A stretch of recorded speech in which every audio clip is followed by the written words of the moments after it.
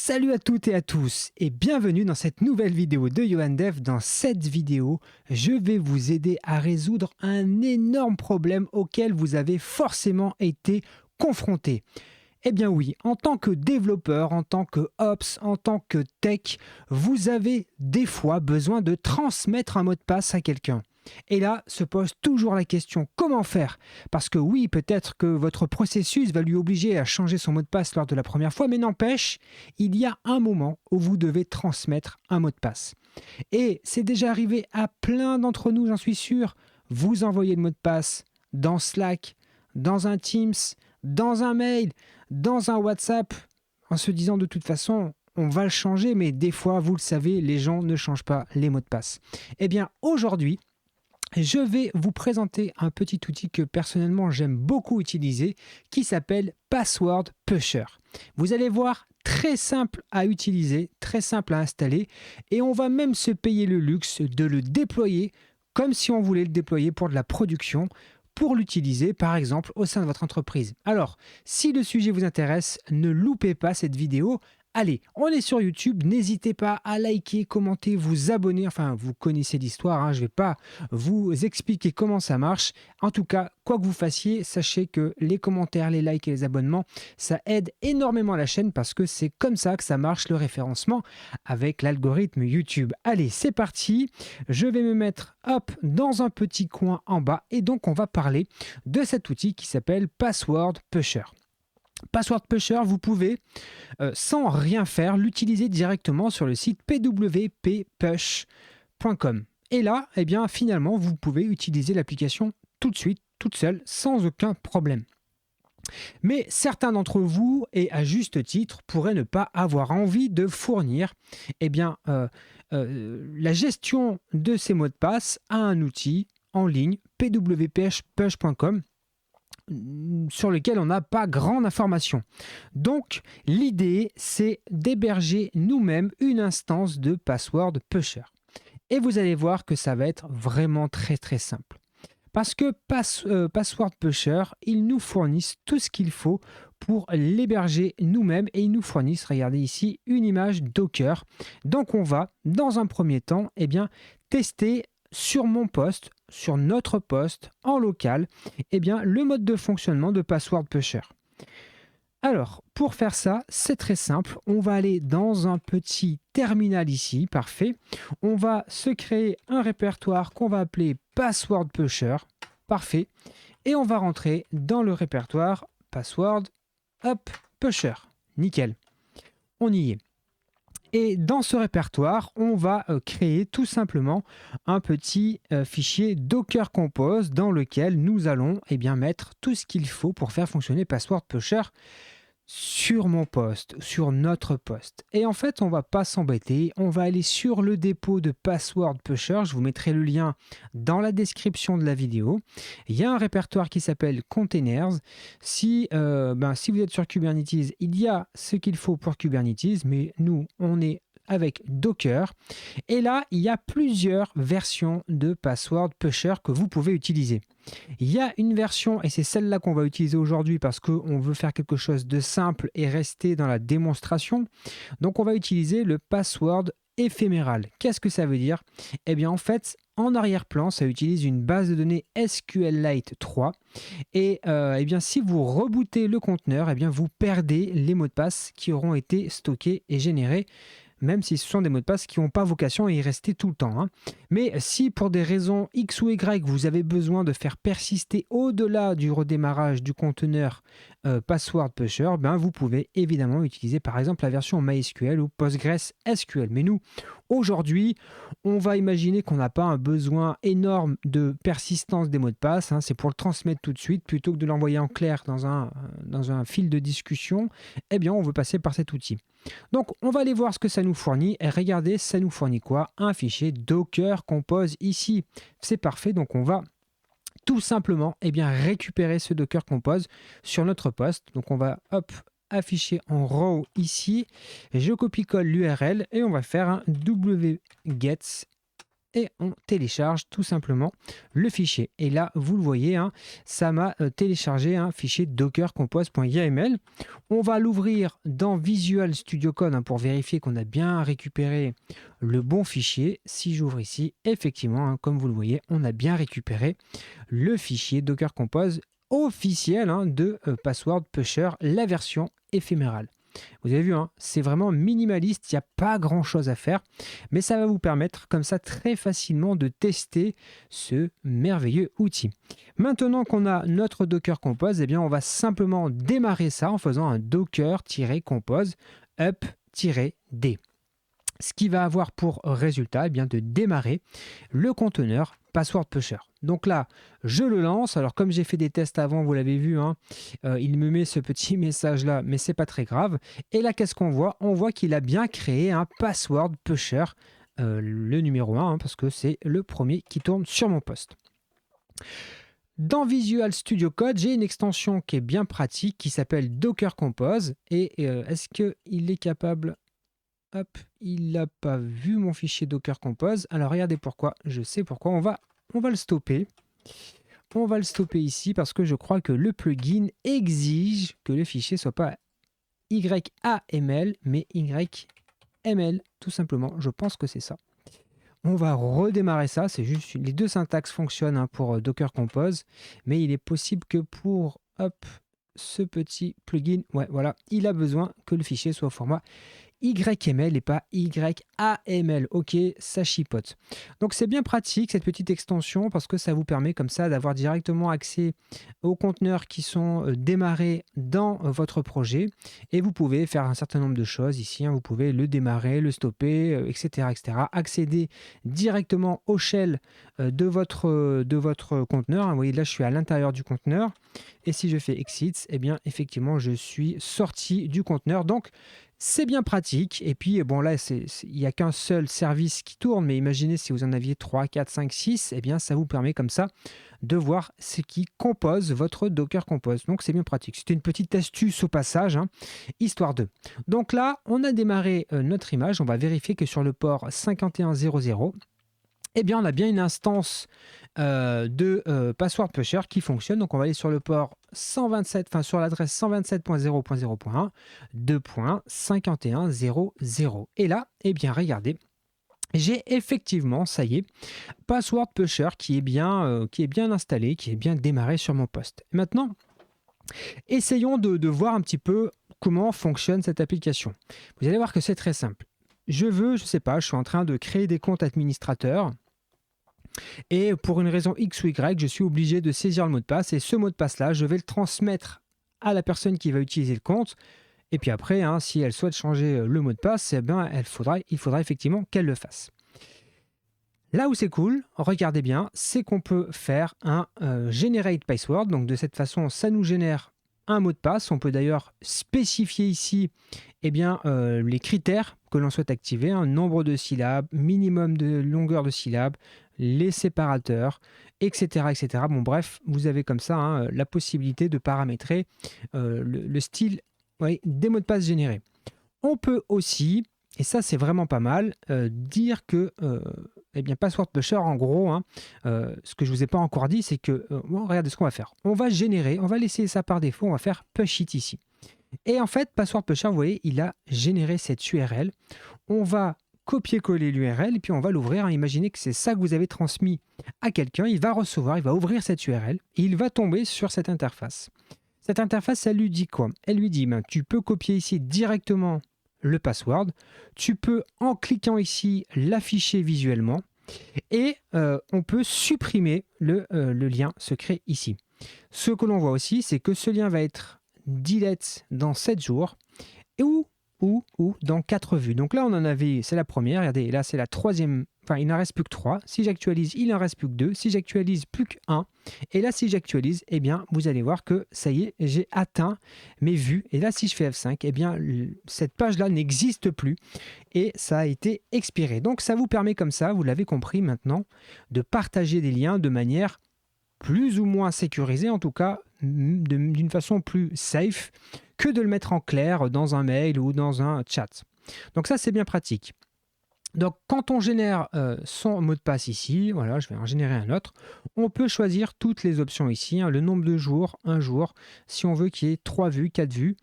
Ou alors, on peut aussi faire un Use a One-Click Retrieval Step.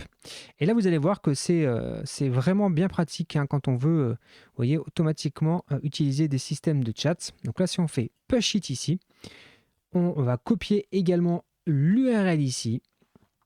Et si je copie-colle l'URL, hop, là si je fais ça, hop, automatiquement vous avez vu que ça passe par une petite étape ici intermédiaire. Et là, c'est bon, on peut faire le copier-coller. Et là, ben, 2 vues, hein, pareil, hein, si je fais F5, il ne me reste plus qu'une vue. Ça y est, j'ai consommé mes vues. Si je rafraîchis, le lien n'existe plus. Donc ça, c'est quand même pratique avec cet outil-là.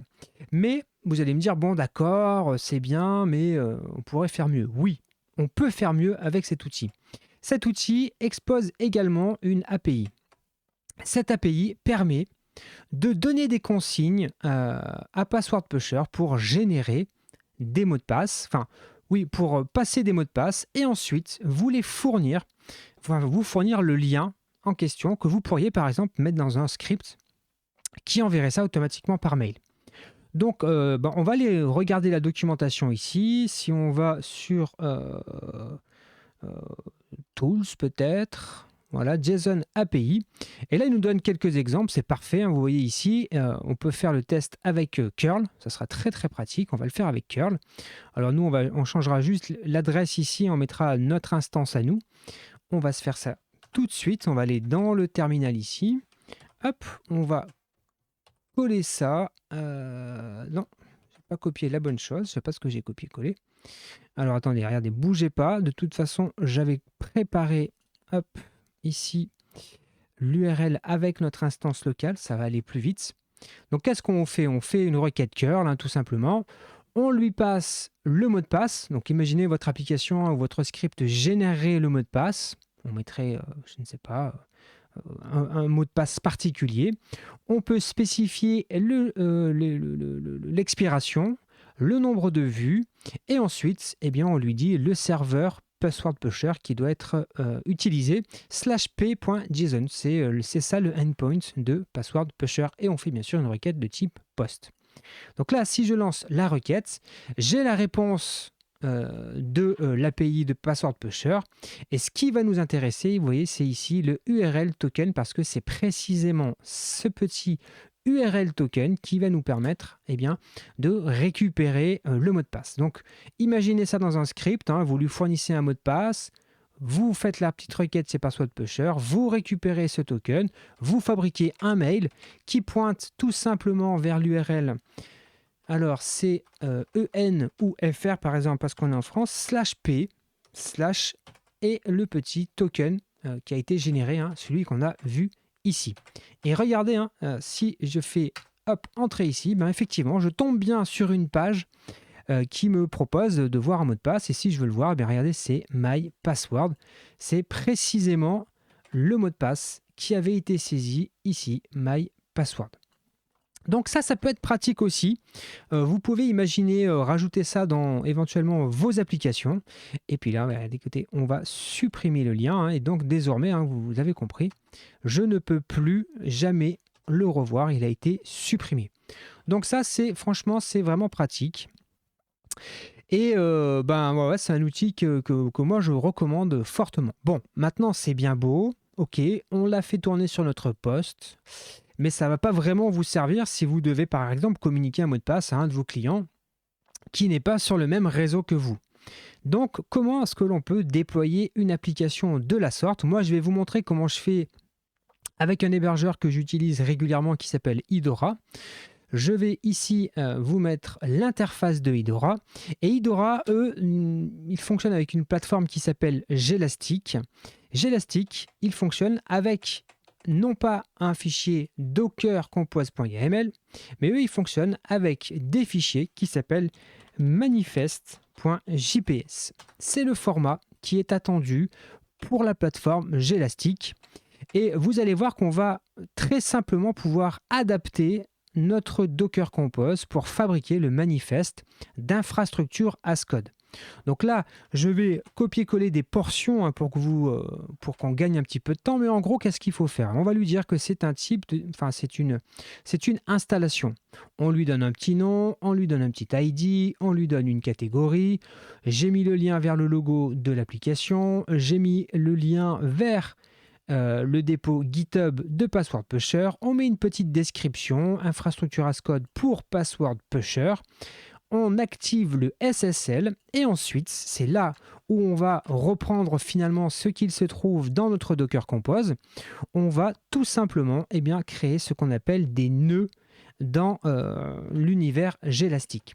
Donc là, on va créer 2 nœuds. On va se mettre un petit load balancer de type NGINX en frontal et on va ici mettre un deuxième nœud qui sera le nœud Docker dans lequel on va démarrer l'image Password Pusher éphémérale, exactement la même que celle qu'on avait dans notre Docker Compose. Il y a quelques petites subtilités ici. Par exemple, vous voyez que je lui dis que tu peux scaler jusqu'à 8 cloudlets. Cloudlets, c'est les unités de mesure et de facturation chez Gelastic. Et donc, en fait, automatiquement, l'orchestrateur de conteneurs Gelastic fait scaler votre application jusqu'au maximum que vous avez fixé ici. Ça, c'est vraiment cool parce que ça permet de limiter les frais et de ne payer vraiment que ce que vous consommez. Donc ça, c'est un système qui est plutôt cool. Donc là, notre manifeste est prêt. Je vais juste le copier-coller parce que je n'ai pas hébergé ça sur un dépôt quelque part. Si c'était le cas, j'aurais pu mettre le lien direct vers le fichier manifeste.jps, mais là, je vais copier-coller le contenu et je vais simplement faire importer. Je vais aller dans JPS ici et comme vous le voyez, j'ai déjà copié-collé tout à l'heure le même contenu de notre fichier. Donc là, j'ai copié le fichier. Je n'ai plus... attendez, je veux être sûr qu'on est le dernier. Voilà. Je veux être sûr que... oui, voilà, c'est bon. C'est la dernière version. Maintenant que j'ai ce contenu-là, pour créer ma stack et déployer l'application, j'ai plus rien à faire. J'ai plus qu'à faire importation. Là, j'ai la plateforme Gelastic qui me demande un certain nombre d'informations ici, password pusher, machin, etc., etc. Je peux éventuellement choisir une url.idora.com, mais vous pouvez après coup mettre une adresse personnelle. Là, par exemple, on va se mettre un petit pass-yohandev.idora.com. Parfait. On va laisser le nom par défaut. On peut choisir la région. Bon, là, je vais laisser par défaut. Et on va faire installer. Et là, la plateforme Idora, la plateforme Gelastic qui est utilisée par Idora, va faire le nécessaire, va démarrer les différents containers. On peut ici tracer un petit peu, vous voyez ce qui se passe. Alors ça, c'est tous les tests que j'ai fait précédemment. Hop, on va essayer de baisser un peu pour que ça ne nous embête pas trop. Hop, voilà. Donc là, on voit qu'on a démarré finalement l'installation de notre manifeste Gelastic. Je vous rappelle, le manifeste, c'est ce fichier-là qui est finalement qui fait office du Docker Compose avec un peu plus d'informations, notamment sur les capacités de scalabilité verticale. Pardon, je vais y arriver. Parce qu'on pourrait aussi mettre de la scalabilité horizontale en mettant plusieurs nœuds en parallèle, mais là, franchement, pour la démonstration, ça n'a pas grand intérêt. Donc là, il va faire petit à petit, vous allez voir, son petit travail. Ça peut prendre plus ou moins de temps.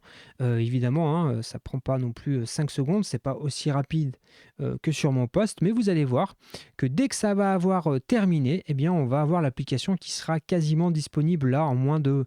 Allez, en 5 minutes, on aura déployé, comme on aurait pu le faire finalement pour la production, on aura déployé Password Pusher, sa propre instance de Password Pusher, grâce à Gelastic, qui est un outil que moi vraiment je trouve super pratique, parce qu'il est, je trouve, plus accessible que Kubernetes. On peut faire des choses relativement avancées, mais ça reste accessible aux développeurs. Et moi, je suis plus développeur que Ops, même si j'aime beaucoup l'Ops. mais voilà, ça reste accessible et c'est vraiment un outil qui se prend rapidement en main et qui est très agréable à utiliser. Donc là, comme vous le voyez, hein, ça y est, c'est pratiquement terminé. Ça va avoir quasiment fini de démarrer. Vous voyez, on a un petit message qui nous dit que ça y est, l'application a été installée avec succès. Alors on va tout de suite regarder ça si je le lance dans un navigateur, hein, si je vais sur pass.yohandev.idora.com. Alors je le sais, là ça ne fonctionne pas tout de suite parce qu'en fait il faut attendre que Password Pusher fasse son installation en fait lors du premier lancement. Logiquement il est en train de travailler comme on peut le voir ici sur les statistiques en temps réel. Vous allez voir que la consommation CPU, la consommation de réseau, etc., etc., est en cours d'utilisation. Donc je pense qu'au premier boot, au boot de Password Pusher, il doit faire un certain nombre de tâches d'initialisation. Il doit créer la base SQLite, peut-être qu'il télécharge des dépendances, je ne sais pas exactement ce qu'il fait. Et donc là, bon, ça prend un certain temps avant que le serveur soit démarré. On va patienter tranquillement. De toute façon, vous le voyez ici, hein, voilà, il y a un petit pic de charge qui vient de passer après le démarrage. Est-ce qu'il a fini son petit démarrage? On va regarder ça ici. Non, il n'a pas fini de démarrer encore. On va le laisser tranquillement. Est-ce que la RAM a terminé d'être utilisée? Tout à l'heure, pour mes tests, hein, j'ai eu le même phénomène où j'étais. D'ailleurs, je me suis dit, mais c'est pas possible, ça ne fonctionne pas. Qu'est-ce que j'ai loupé? Et en fait, non, il fallait simplement faire preuve d'un petit peu de patience. On peut d'ailleurs essayer d'aller checker les logs, voir si on voit quelque chose. Ça me permet aussi de vous montrer qu'avec Gelastic, eh bien, si on veut regarder les logs, on les a facilement en accès comme ça, en lançant, vous voyez, le petit outil ici de log qui nous donne accès directement aux logs. Vous voyez que voilà, ça a l'air d'être en train de démarrer, hein, de démarrer tout doucement l'application. Voilà, c'est bon. Vous voyez, on avait vu ici que ça écoutait sur le port 51000, enfin 51 000. Et donc ça y est, on a notre instance de Password Pusher qui tourne. Elle est là, elle est disponible. On peut même la mettre si on le souhaite en français, pas de souci. Il n'y a aucun problème. Et maintenant, eh bien, vous pouvez vous en servir. Vous mettez votre mot de passe ou vous générez un mot de passe par l'application. On publie et on a tout de suite une petite URL bien sympathique. Et là, je n'ai plus qu'à, par exemple, envoyer ça à mon collègue à qui je veux lui fournir un mot de passe. Il récupère cette petite URL, il peut voir le mot de passe, il peut se le copier-coller directement et une fois qu'il l'a fait, eh bien, on peut l'inviter à supprimer le lien et de cette manière, eh bien, plus personne ne pourra plus jamais accéder à ce petit mot de passe. Donc, comme vous le voyez, c'est très simple. C'est un outil qui est pas mal et c'est vrai qu'avec Gelastic, on peut le déployer assez simplement. Est-ce qu'on a une estimation du coût? Voilà, là, ça va coûter à peu près 8 francs suisses par mois. Ce qui coûte cher dans l'histoire, probablement, c'est le load balancer.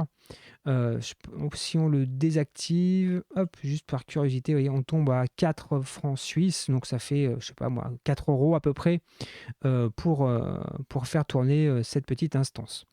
Donc évidemment, certains vont me dire que ça coûte cher sur Gelastic. Oui, c'est vrai que ça coûte plus cher qu'un VPS chez OVH par exemple, ou sur lequel vous administrez tout.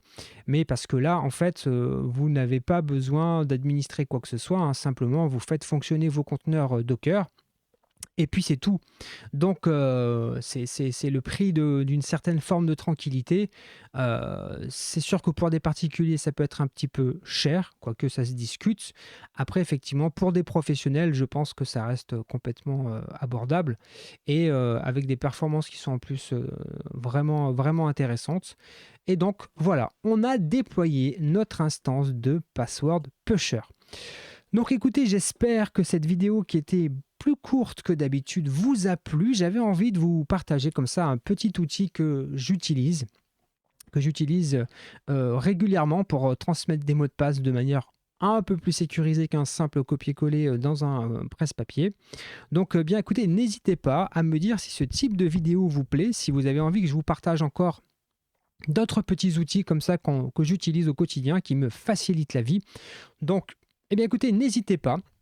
N'hésitez pas non plus à mettre un petit pouce à cette vidéo, à me dire en commentaire ce que vous pensez de l'outil Password Pusher. Est-ce que vous comptez l'utiliser? Est-ce que ça n'a absolument aucun intérêt pour vous, que jamais vous pensez en avoir besoin? Bref, je suis super curieux de vous lire. Bon, logiquement, si vous regardez cette vidéo lors de sa sortie, on est samedi matin. Ça veut dire que vous avez tout le week-end maintenant pour vous débrancher des écrans et profiter des vôtres, de ceux qui comptent pour vous, parce que c'est quand même important. Portez-vous bien et à très bientôt. Ciao, ciao.